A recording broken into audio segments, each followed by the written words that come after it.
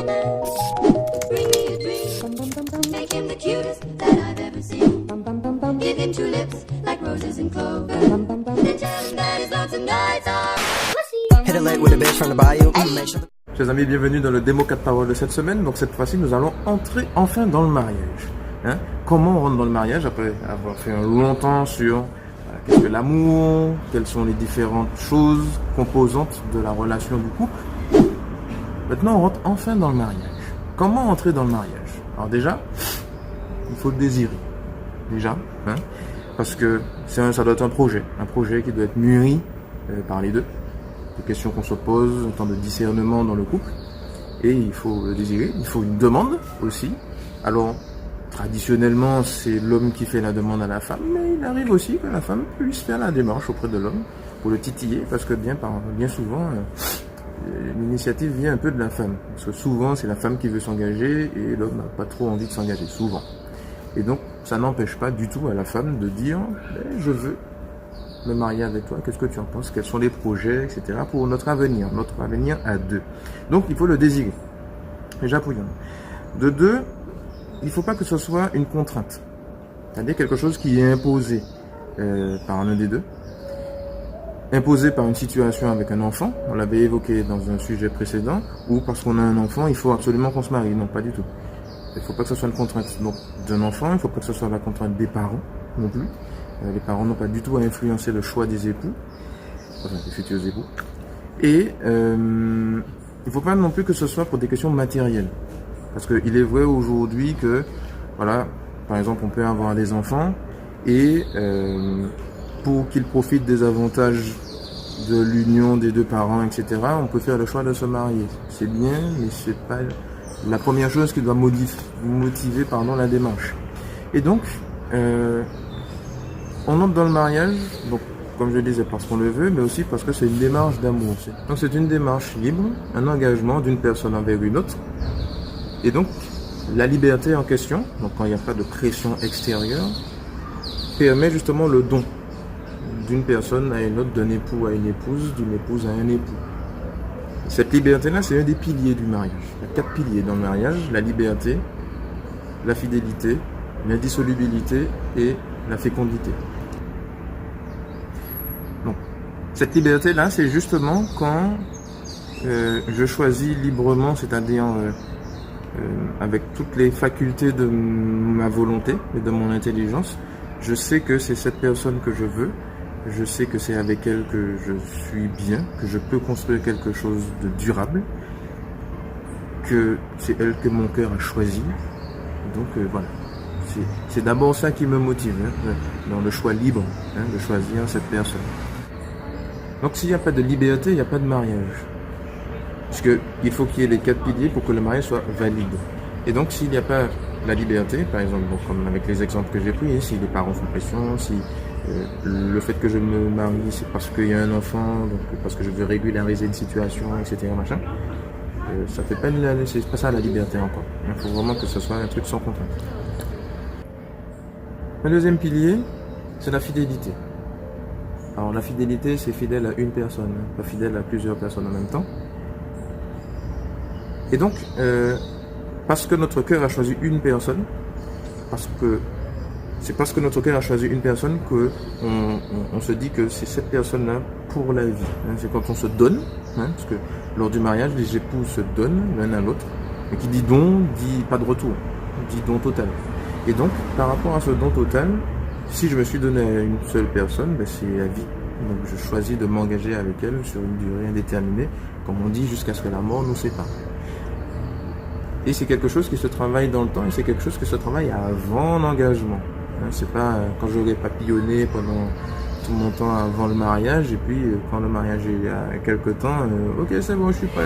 Non, c'est bien avant que ça se travaille.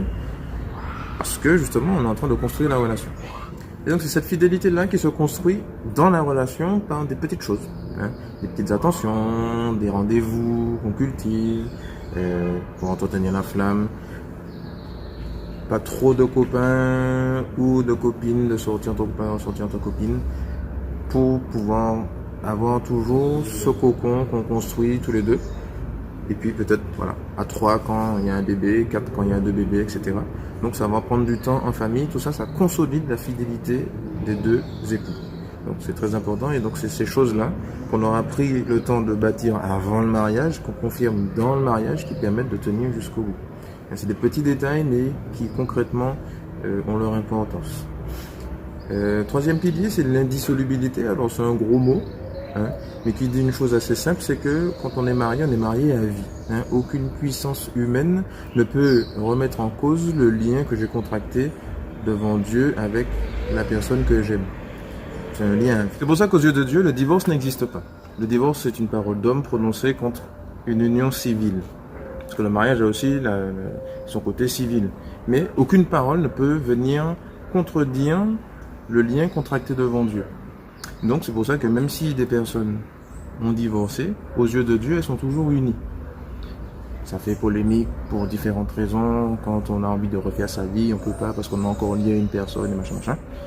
Mais à la base, le mariage, quand on s'y engage, on sait que c'est à vie. Et donc ça veut dire qu'il faut bien réfléchir avant. Ne pas avoir peur, c'est pas quelque chose qui doit faire peur, mais justement c'est dire, mais si j'aime vraiment cette personne, c'est que je suis prêt à faire ma vie avec. Quatrième pilier, la fécondité. Alors l'ouverture à la vie, le fait de désirer des enfants, fonder un foyer, les éduquer dans la foi chrétienne. Tout ça, ça fait aussi partie du mariage parce que ça fait partie des fruits du mariage.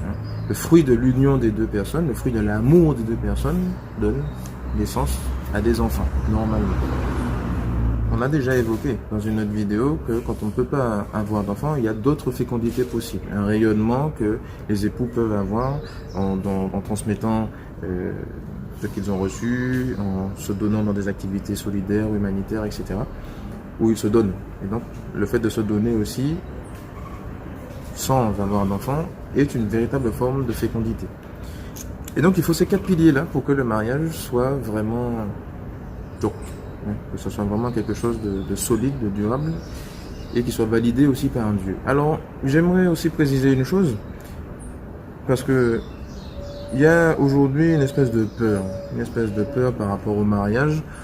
Bien souvent, on me dit que oui, je veux pas me marier parce que tout autour de moi, les gens divorcent, et donc parce que les gens divorcent, moi je vais pas me marier parce que ça vaut pas le coup, et on se laisse influencer par les mauvais exemples.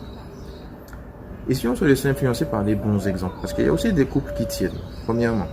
Deuxièmement, il faut toujours se demander pourquoi les autres ont divorcé, parce que tous les couples ne divorcent pas pour la même raison. Il y en a qui vivent ensemble depuis 20 ans, quand ils se marient, souvent dans l'année qui vient, ça capote. Pourquoi? Donc bien souvent ça fait peur, mais pourquoi? Souvent c'est parce qu'ils ont changé leurs habitudes. Si tu ne changes pas tes habitudes, pourquoi ça devrait changer? Pourquoi le couple devrait évoluer négativement? Je ne vois pas pourquoi. Donc, c'est bien d'aller plus loin que l'aspect extérieur, les chiffres, le fait qu'il y ait plusieurs personnes autour de nous qui divorcent, parce que c'est pas ça le critère fondamental. Si je me marie, c'est parce que j'aime l'autre. C'est ça ce qui est premier dans le fait de me marier avec une autre personne. Et donc, qu'il y ait autant de choses négatives autour de moi, ça ne doit pas influencer mon choix. Encore autre chose de fondamental, le mariage fait peur aussi parce que aujourd'hui on est dans une société qui ne favorise pas l'engagement durable. Aujourd'hui, on s'engage et se désengage avec une facilité déconcertante. On achète un téléphone chez un opérateur, à la première occasion on dit voilà, j'ai trouvé mieux ailleurs, voilà, on rompt le contrat, on s'en va, enfin bref. J'ai acheté une télé, ça marche pas, j'en prends une autre bouffe. Bref, il n'y a pas de notion, on n'est plus éduqué à cet engagement dans la durée, et ça se ressent aussi sur les relations humaines. Aujourd'hui on est avec un tel, mais parce que on n'a pas envie de se faire violence pour que ça continue, on laisse. Parce que il y a différentes raisons, on ne se force pas à aller plus loin dans les relations, on n'essaye pas de se dire, mais voilà, je suis engagé avec cette personne, j'essaie de voir jusqu'au bout si ça marche. Si vraiment ça marche pas, après avoir tout essayé, il faut arrêter. Mais il n'y a plus le goût d'essayer de construire quelque chose. En tout cas, il n'y a plus beaucoup. Et bien souvent, on s'installe dans des situations de fait où on est ensemble, tu m'aimes, je t'aime, on est bien comme ça. Parfois, il y a des enfants qui viennent, on va pas papillonner ailleurs forcément, on est là. On vit déjà plein de réalités du mariage, sauf qu'on n'est pas marié. Et quand on te pose la question, mais oui, mais concrètement, la question de fond, c'est j'ai peur. Hein, j'ai peur parce que les où entrer, ben, on t'a fait mettre la pote là derrière ou quoi. Il n'y a pas d'échappatoire. Bon, c'est une vision un peu négative de la chose, on va pas se mentir. Parce que la différence fondamentale qu'il y a entre un couple qui vit longtemps sans se marier et un couple qui est marié, mais c'est cette notion d'engagement. Et c'est finalement cette notion d'engagement qui dit l'amour qu'on a pour l'autre personne. Parce que tant qu'on n'est pas engagé avec l'autre, on ne lui a pas encore vraiment dit qu'on l'aime jusqu'au bout. Il y a de l'amour. Il y a de l'amour, ça, il n'y a pas de problème, il y a de l'amour. Mais on conditionne l'amour tant qu'on ne s'engage pas avec l'autre. Donc finalement, on dit à l'autre, je t'aime, mais pas jusqu'au bout, quand on refuse de s'engager. Et donc, ça devrait nous interpeller justement sur la qualité de l'amour qu'on a envers l'autre personne qui partage notre vie parfois depuis plusieurs années, avec qui on a un enfant. Si on a des résistances à s'unir à cette personne de manière durable, donc dans le mariage, ça veut dire que notre amour n'est pas encore prêt à aller jusqu'au bout. Ça veut dire que on est encore un cran en dessous. Et donc, si vraiment je suis avec une personne que j'aime, que tout va bien, que nous sommes fidèles, que nous avons des enfants, qu'on s'aime et qu'on veut bâtir quelque chose de durable, qu'est-ce qui coince? Il faut se poser la question concrètement, qu'est-ce qui coince? La vérité. Donc ça veut dire qu'il faut se poser des bonnes questions, des questions de fond. Arrêtez de rester en surface, arrêtez de se comparer aux autres. Je n'ai pas la même histoire que l'autre, qui pour lui ça n'a pas marché. Moi, ça peut marcher. Donc, il faut se poser des questions de fond. Pourquoi je n'ose pas faire la démarche de me marier? Qu'est-ce qui fait que ça coince? Quel blocage dans ma vie, dans mon histoire, une rupture malheureuse, etc., qui fait qu'aujourd'hui j'ai du mal? Se poser des questions de fond pour guérir de ça. Parce que bien souvent, ça enferme d'autres personnes qui veulent faire le pas. Ça les empêche d'avancer. Des gens qui veulent vraiment suivre Dieu, qui veulent communier à la messe le dimanche, ils ne peuvent pas parce que l'autre n'est pas encore prêt. Et c'est dommage qu'il y en ait un qui souffre, et c'est souvent, d'ailleurs, on nivelle toujours vers le bas et jamais vers le haut. Et donc, il faut entendre ce genre de souffrances qui sont exprimées et parfois qui ne sont pas du tout exprimées. Donc, c'est vraiment très important de se dire ça. Donc, nous allons nous arrêter sur ce sujet aujourd'hui du mariage. Voilà, c'est un beau projet, c'est une vocation à laquelle Dieu nous appelle. Donc, qui dit vocation dit que Dieu nous aide à y répondre. Il y a une grâce vraiment qui est donnée. Et donc, de ne pas avoir peur. Dans la vie, il n'y a rien de facile, mais il n'y a rien d'impossible non plus. Si Dieu est avec nous, tout peut être possible.